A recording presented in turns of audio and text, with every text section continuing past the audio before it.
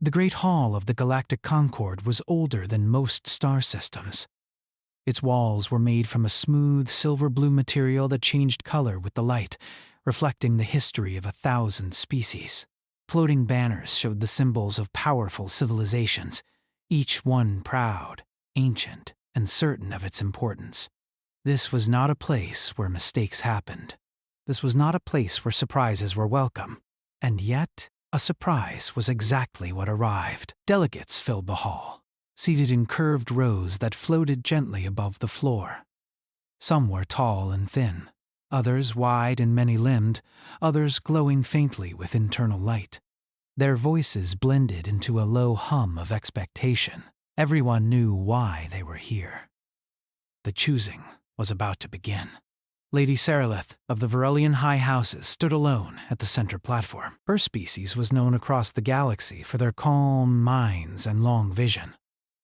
Verelians rarely acted on emotion. They planned centuries ahead, sometimes longer. A single decision made by one of their nobles could change the balance of power for generations. Today, Serelith would choose a mate, not for love, not for desire. The choosing was a political bond, a way to unite alliances and prevent future conflict. The candidates before her were exactly what the galaxy expected. Heirs of powerful worlds, military tacticians, brilliant scientists, and diplomats trained from birth to lead. And one human. Daniel Mercer stood at the far end of the candidate line, wishing very badly that he could disappear. He was not a noble, he was not important. He was a cultural liaison from Earth, invited only because humans were new to the wider galaxy, and someone thought it would be polite to include them. Daniel wore a simple, dark suit, carefully cleaned but still plain compared to the ornate garments around him. His brown hair was neatly trimmed, his posture stiff with discomfort. He kept reminding himself that he was not a real option. This was symbolic. A courtesy. Nothing more. He did not notice Serelith watching him. The ritual began with silence. The hall dimmed, and a soft tone echoed through the space. Serelith lifted her hands, and a thin ring of light formed around her. One by one, holographic displays appeared before each candidate, showing their achievements, lineage, and value to the Concord. The audience reacted as expected. Polite approval, quiet admiration. Some impressed murmurs. Daniel's display was different. It showed no long list of victories or ancient bloodlines. Instead, it showed moments. Humans rebuilding cities after disasters, scientists working together across borders, people helping strangers they would never meet again. There were scenes of failure, too. Mistakes, arguments, loss, but always followed by adaptation. A few delegates frowned. Others laughed softly. Serelith did not react. When the displays faded, all eyes returned to her. This was the moment. She would speak a name, and history would move forward along a familiar path. Serelith stepped forward. "I have made my choice," she said, her voice calm and clear, translated instantly into every language. She turned slightly. Her gaze did not settle on the strongest warrior. It did not rest on the richest heir. It did not even pause. It stopped on Daniel Mercer. "I choose the human." The hall froze. For a single, breathless moment, no one moved. Then the silence shattered. Voices erupted in confusion and disbelief. Several delegates rose from their seats. A few translation systems lagged, trying to process the idea as if it were a mistake in logic. Daniel felt his stomach drop. He looked around, convinced this had to be some misunderstanding. He even glanced behind himself, half expecting another human to be standing there. There was no one. Serelith's eyes remained on him, steady and unshaken.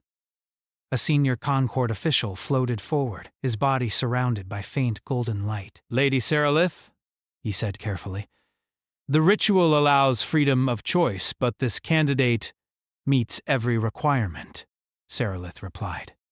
"The ritual is complete." The official hesitated. He had overseen hundreds of choosings. Never this. The human has no political house, another delegate said. No military authority. No strategic leverage, added a third. Seralith inclined her head slightly. Correct. Murmurs spread faster now. The word scandal appeared in more than one language.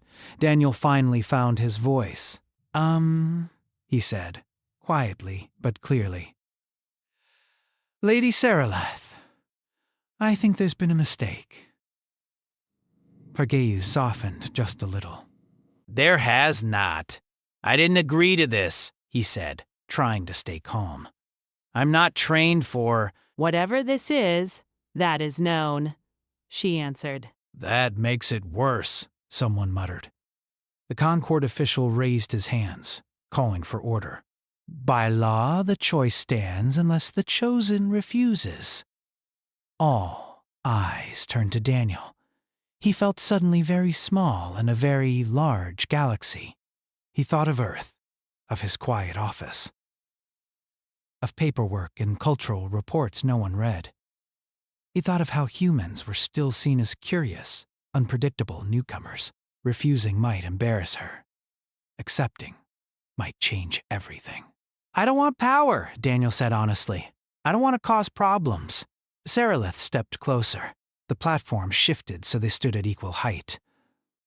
You already have caused problems, she said gently. That is not always a bad thing. He searched her expression, looking for humor or manipulation or regret. He found none. Why me? He asked. Because you listen, she replied. And because when you do not know the answer, you do not pretend that you do. The hall grew quieter as her words spread. Daniel swallowed. I need time. The ritual allows none, the official said. Seralith nodded. But I allow choice, she said, and looked back at Daniel. Not as a symbol, as a person. The galaxy waited. Daniel took a slow breath. He had no idea what would happen next. He only knew that this moment mattered more than he understood. I won't lie, he said. I'm scared.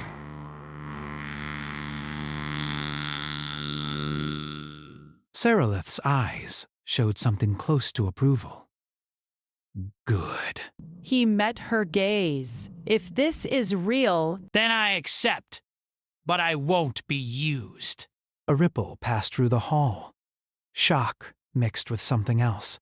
Interest. Seralith inclined her head deeply. Nor would I allow it.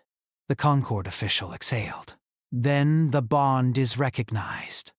The tone echoed again, sealing the ritual. Across the galaxy, systems would soon light up with the news. An alien noble had chosen a human, and nothing would be the same. The news did not spread slowly. It exploded. Within hours of the choosing, communication relays across the galaxy burned with activity. News channels replayed the moment again and again, slowing the footage, as if that might make it more understandable. Analysts spoke over each other, trying to explain how something so impossible had happened inside one of the most controlled institutions in existence. A Varelian noble had chosen a human, not a general, not a ruler, not even a famous explorer, just a man. Daniel Mercer did not see any of this at first. He was escorted from the Great Hall into a private residence wing reserved for diplomatic guests. the rooms were beautiful, quiet, and far too large. Soft light flowed from the walls, adjusting to his breathing without him asking. He stood near a wide window that looked out into open space, watching distant stars drift past. His hands were shaking. He pressed them together and took a slow breath. This did not feel real. It felt like a mistake that would be corrected any moment, with an apology and a quiet ride back to Earth. The door behind him opened smoothly. Seralith entered without guards or ceremony. She moved with the same calm grace she had shown in the hall, as if the galaxy was not currently arguing over her decision. You are unsettled, she said. That's one way to put it, Daniel replied. He turned to face her. Everyone out there thinks you've lost your mind. She considered that. That is an emotional interpretation. I'm serious, he said. They're angry, confused. Some of them look like they wanted to pretend this never happened. They often do when reality does not follow expectation, she said. Daniel ran a hand through his hair. You could still stop this. The ritual is complete, she replied. You said you allow choice, he said. That goes both ways, right? Sarilith stepped closer, stopping a respectful distance away. Yes. Then why are you so calm? He asked. This is huge. Because the reaction is predictable, she answered. The outcome is not. He frowned. That doesn't help. A faint curve appeared at the corner of her mouth. It was not quite a smile, but close. Humans often say that honesty is not comforting. Daniel let out a small laugh, despite himself. That's true. They stood in silence for a moment, the stars outside moving slowly. I will explain, Sarilith said, but not all at once. My people believe understanding must grow or it becomes fragile. Great, Daniel muttered. I'm part of a lesson. You are part of a future, she corrected. Elsewhere, the future was being argued loudly. In the Concord chambers, emergency sessions were called. Delegates demanded reviews, legal interpretations, and cultural exceptions. Some claimed the ritual rules were outdated. Others claimed they were sacred and could not be altered just because the result was uncomfortable. One representative from a warrior species openly mocked the idea. Humans cannot even agree among themselves, he said. How can one represent stability?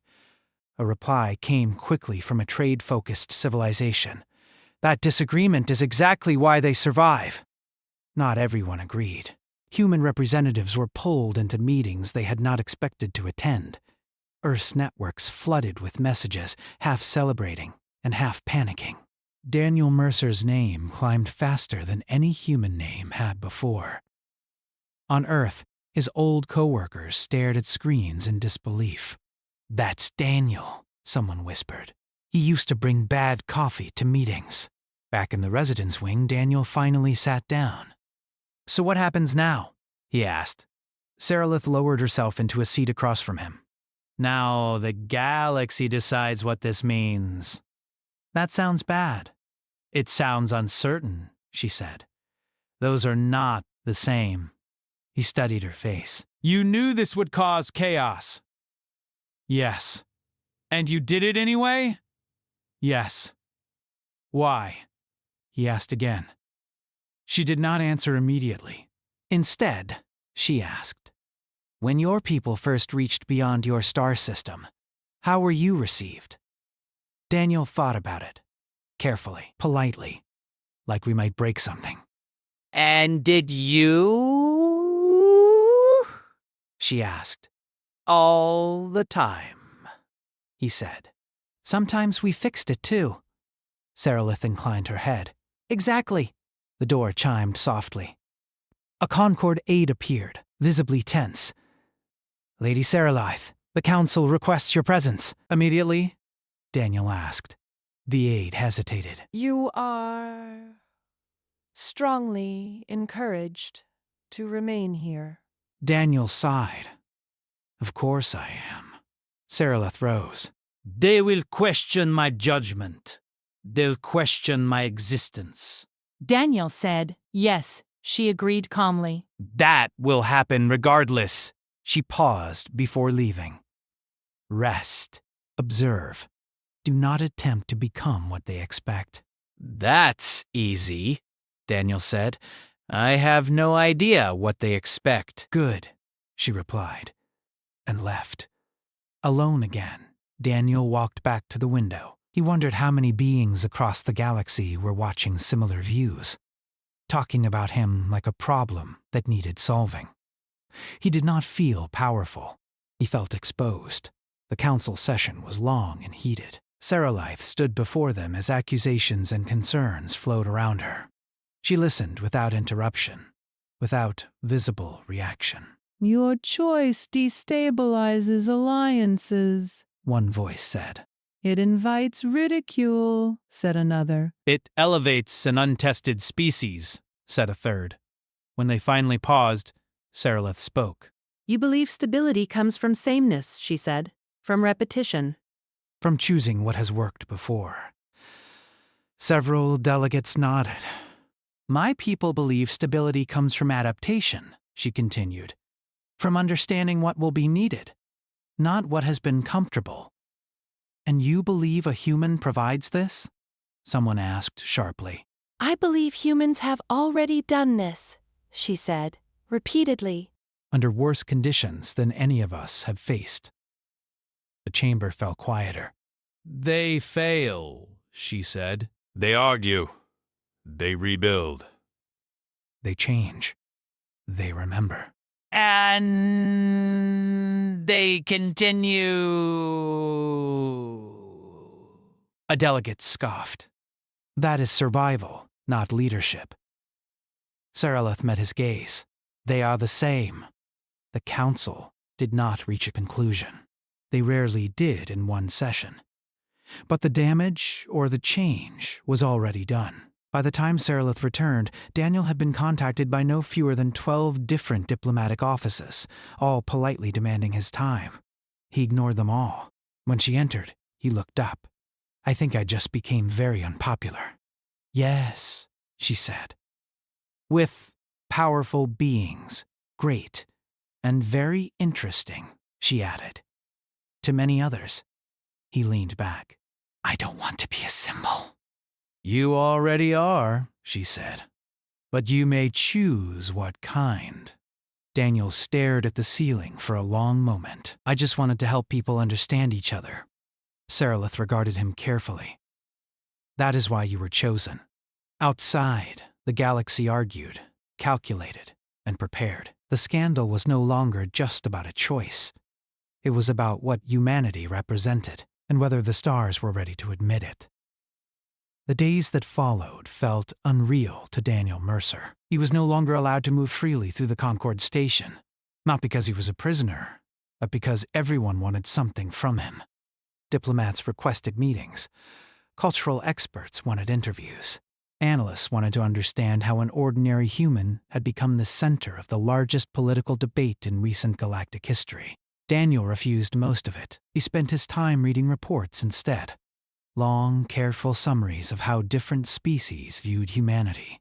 Some saw humans as hopeful. Some saw them as dangerous. Many saw them as unfinished.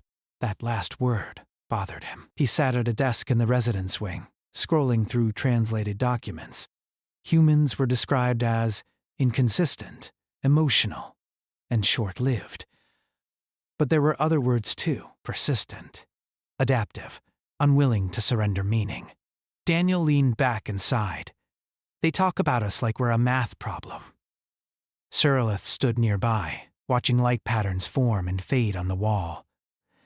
Most civilizations prefer problems they believe can be solved, she said. And people? He asked. They are more difficult, she replied. Daniel rubbed his eyes. I don't feel like I'm proving anything good. You are proving something honest, Saralaith said. That feels smaller. It is larger, she corrected. Word came soon after that the council had reached a decision. Not a resolution, a demand. The bond would not be broken, but it would be tested. Daniel listened as Saralaith explained it to him, her voice calm and measured. They will require a formal evaluation of worth, not only of you, but of what you represent. Daniel stared at her. That sounds like a trial. Yes, she said. Of what kind? He asked carefully. She paused. Not the kind humans usually imagine. The tests would not involve strength or battle. That would have been simple. They would not involve wealth or territory. Humans had little of either on the galactic scale. Instead, the council designed something far more unsettling. Scenarios. Daniel would be placed into controlled diplomatic and ethical simulations. Real problems drawn from real historical failures. Situations where civilizations had collapsed, alliances had broken, or millions had suffered because of poor decisions. He would not be judged on perfection. He would be judged on process. That's worse, Daniel said when he understood. Saraleth tilted her head. Why? Because there are no right answers, he said. Only choices. Yes, she agreed.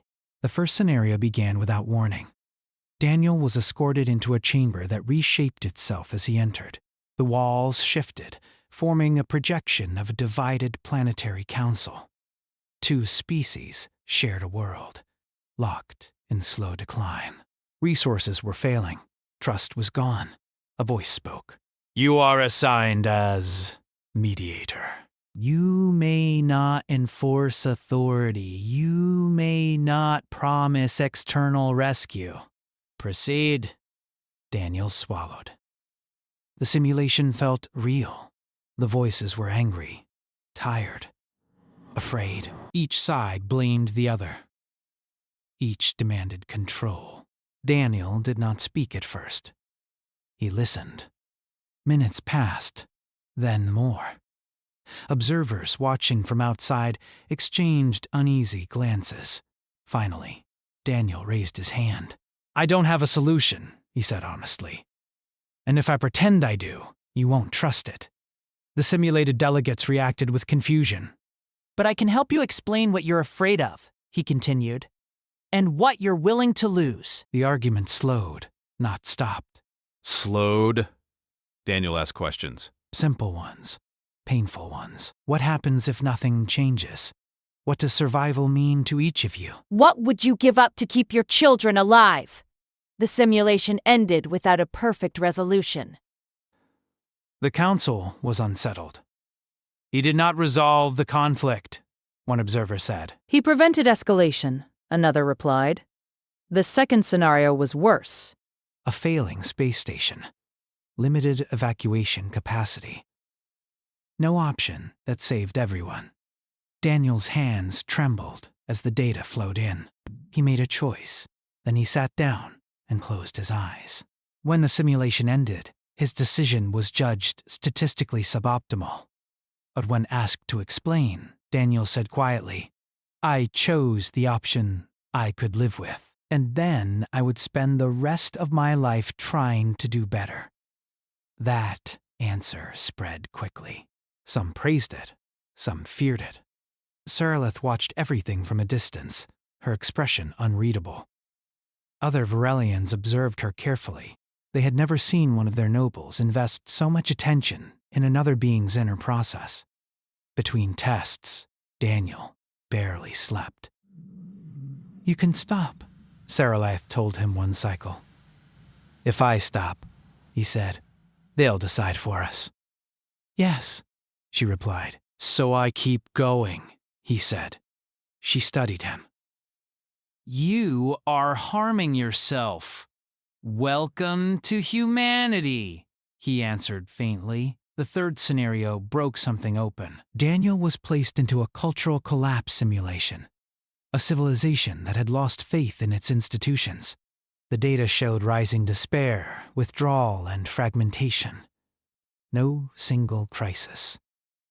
Just exhaustion. Daniel watched the projections in silence. Then he surprised everyone. He asked for permission to do nothing. The observers protested. The system voice repeated the request. Clarify. I want to sit with them, Daniel said. Not fix them. Just listen. The simulation allowed it. Daniel walked through the projected city. He listened to stories, to grief, to anger that had nowhere to go. He did not offer solutions. He acknowledged pain. The simulation stabilized, not healed. Stabilized. For the first time, the chamber was silent when the test ended. Saraleth felt something shift. The council delayed judgment again. Public reaction began to change. Some species that had never trusted humans before began to speak differently, quietly, carefully. Not with admiration, but with curiosity. Human representatives on Earth watched in disbelief as commentary shifted. Less mocking, more thoughtful. Daniel became exhausted beyond words. One cycle after another long evaluation, he collapsed into a chair. "I don't think I'm winning." Serlith stood beside him. "You are not meant to." "Then what am I doing?" he asked. "You are showing them how humans face uncertainty," she said. "Not by mastering it, by staying present within it." He looked at her. "You really believe that matters?" "I staked my future on it," she replied. The final decision was approaching. Daniel knew that even if the bond was upheld, nothing would return to normal. Humanity would be seen differently now, for better or worse. On the last night before the council's announcement, Daniel stood again at the window, watching the stars. "I didn't plan for this," he said. "No one who changes history does," Serlith answered. He smiled weakly. "That's not comforting." She stood beside him, looking outward. "It is honest," the galaxy held its breath. Not because a human might rise to power, but because it had seen something unfamiliar. A species willing to be judged not by strength, but by conscience, and that frightened them more than any fleet ever could. The waiting was worse than the trials. After the final evaluation ended, Daniel Mercer was told nothing. No feedback, no hints, no private reassurance. The council withdrew into closed discussion, sealing their chambers with layers of protocol and silence. The galaxy, meanwhile, filled that silence with speculation. News streams argued nonstop. Some claimed the human had failed. Others claimed the test itself had failed. A few voices suggested something more unsettling, that the council did not know how to judge what it had just witnessed. Daniel stayed in the residence wing, pacing more than sleeping. Every surface felt too clean, too calm, like the station itself was pretending nothing was happening. Serlith visited often, though even she seemed more reserved, now not distant, but thoughtful. "They are afraid," she said during one quiet cycle. "Of me?" Daniel asked. "Of change," she replied. "You are simply where it is focused." He leaned against the window. "If they reject this bond, what happens?" Serlith did not answer right away. "Then the Concord will remain intact," she said carefully. "And something else will weaken." "Trust?" he asked. "Yes," she said. In their own ideals. Daniel let out a slow breath. I didn't want to test anyone. And yet, she said gently, you did. A message finally arrived. The council would reconvene. Not privately. Publicly. Every major network would carry the announcement. Daniel felt his chest tighten. "That's bad." "It is significant," Serlith said. They were escorted back to the Great Hall, now more crowded than before. Delegates filled every tier. Observers from non-member species watched from remote projections. Even Earth's representatives had been given a direct channel. Daniel stood beside Serlith on the central platform. He felt exposed. The conquered official who had overseen the original choosing floated forward again. His expression was carefully neutral. "The council has reached a conclusion," he announced, "regarding the bond between Lady Serlith of the Varelian High Houses and the human Daniel Mercer." The pause felt endless. Daniel stared straight ahead. He did not trust himself to look anywhere else. "The bond will not be annulled," the official continued. A wave of reaction swept through the hall. Surprise, relief, disbelief. But the official raised a hand. However, its recognition will be conditional. Daniel's heart sank. The Council has determined that while the human candidate demonstrates significant ethical stability, his species remains unclassified. Daniel frowned. Unclassified? Seralith's posture stiffened slightly.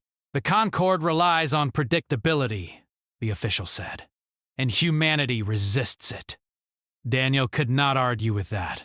Therefore, the official continued, the Council proposes an adjustment.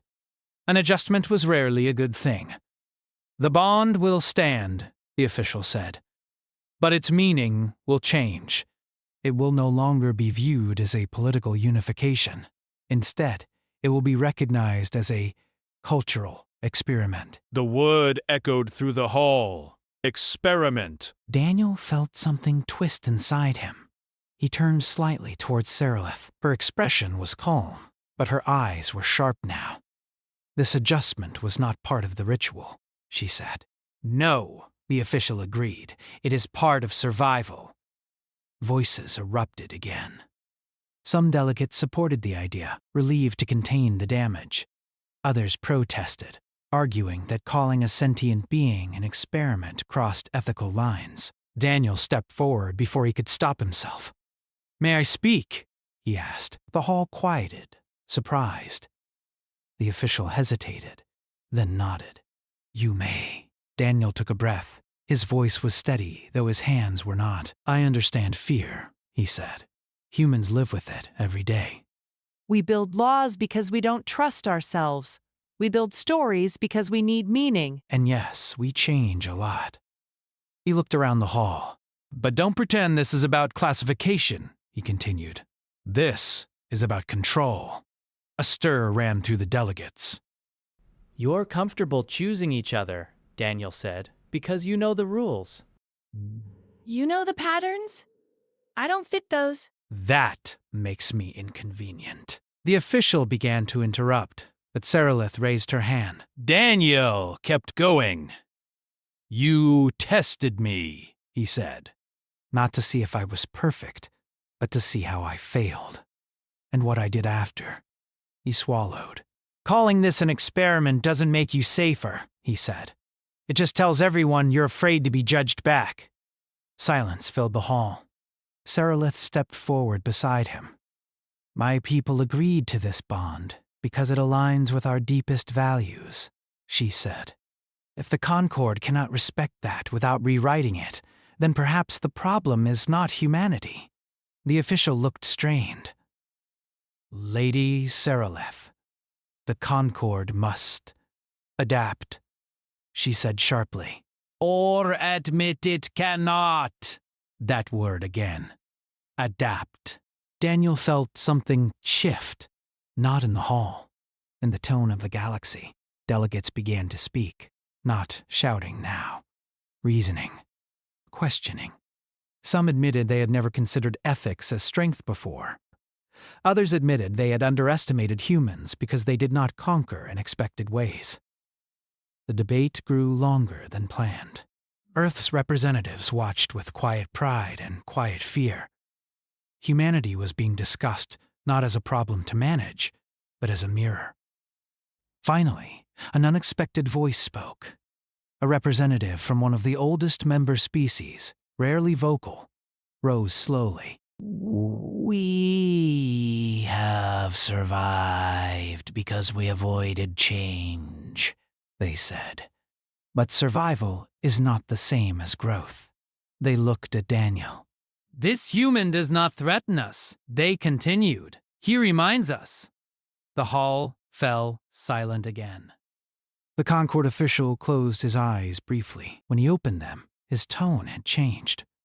The council will reconsider the language, he said. The bond will be recognized as valid without modification. A collective breath seemed to leave the hall. Daniel felt his knees weaken.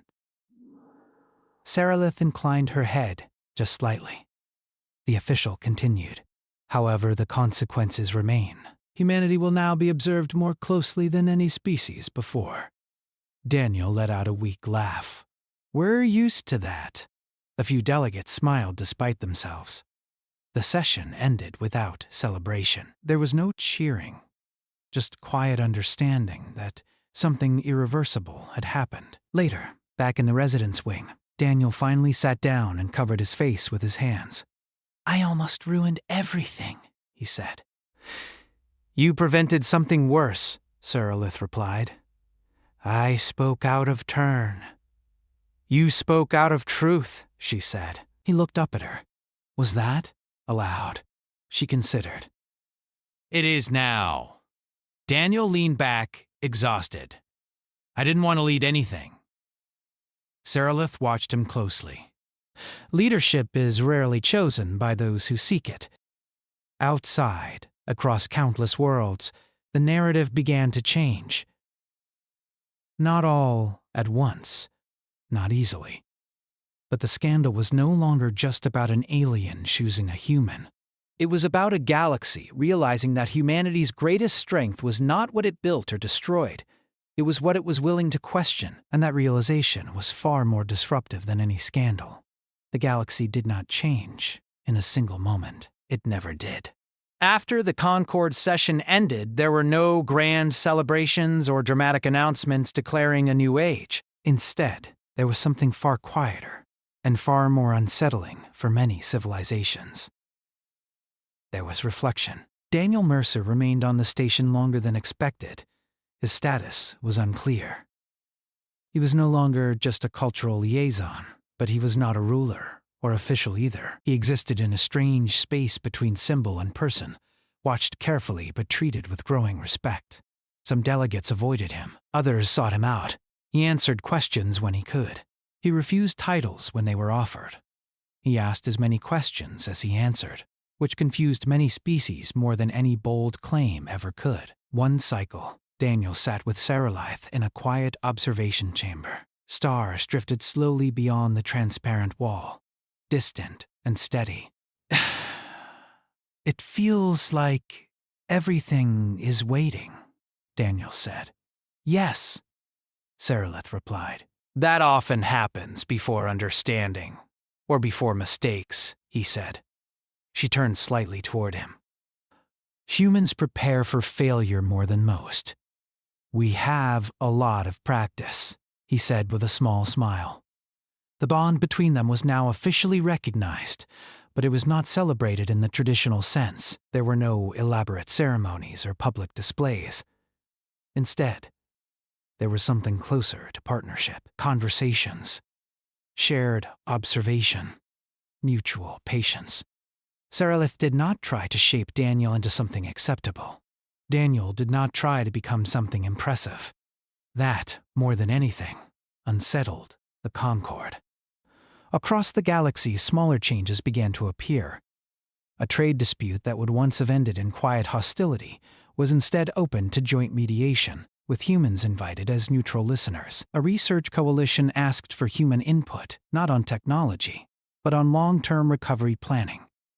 A species known for isolation quietly requested cultural exchange volunteers, not because humans were powerful, but because they were willing to stay when answers were unclear. On Earth, reactions were mixed.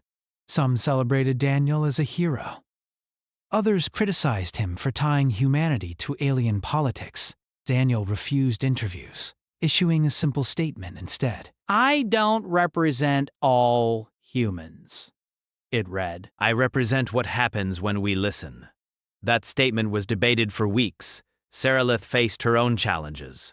Members of her own high houses questioned her future.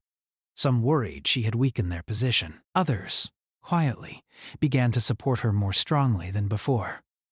"You have altered how they see us," one elder told her. "Yes," Seralith replied, "and how we see ourselves." The Concord eventually proposed something new. A council seat. Not permanent, not powerful, but unprecedented. A rotating advisory position focused on ethical mediation, cultural recovery, and long-term survival planning. Humans were not given control. They were given responsibility. Daniel read the proposal slowly, twice. "They want humans to help them think," he said.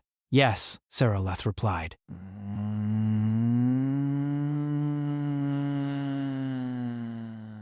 She looked amused.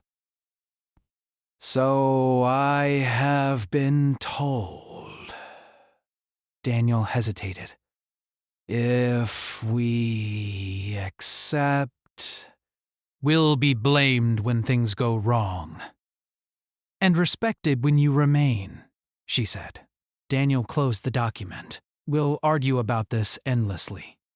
As you should, she said. That is your strength. The bond between them was discussed less and less as a scandal.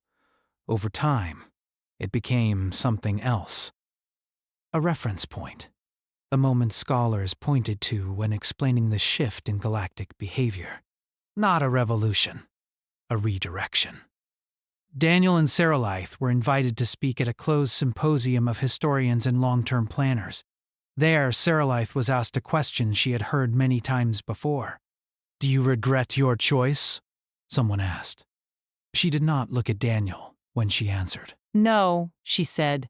I regret how long it took us to consider it. Daniel was asked a different question. Do you believe humanity is ready for this role? Daniel thought for a long moment. No, he said honestly. But we never are. Readiness isn't our gift. Responses. That answer was recorded, shared, and quietly quoted for years. As time passed, the immediate tension faded. New crises arose, as they always did. But the response patterns had shifted. Where once the Concord sought control, it now sometimes sought understanding first. Not always, but sometimes was enough. One quiet cycle, long after the scandal had stopped being front-page news, Daniel and Seralith returned to the Great Hall, where it had all begun. It was empty now, the banners dimmed, the space calm. Daniel stood at the center platform and laughed softly. Hard to believe this is where everything broke. Nothing broke, Seralith said. It bent. He looked around. I didn't plan to change anything. She met his gaze. Neither did the first being who chose cooperation over certainty. Daniel nodded slowly. Do you think the galaxy will ever fully trust us? No, she said. And that is healthy, he smiled. I think that might be the nicest thing anyone said about us. They stood together in silence. Far away, ships traveled between stars, carrying ideas as much as goods. Alliances formed more slowly, but with deeper roots. Humanity was no longer just the newest species at the table. It was the one that reminded the others why the table existed. Historians would later write that the scandal did not change the galaxy because of romance, or politics, or defiance. It changed the galaxy because it forced civilizations to ask a question they had avoided for too long. Not who is strongest, not who is oldest, but who is willing to stay, listen, and rebuild when certainty fails. And in that question, humanity had finally found its place among the stars.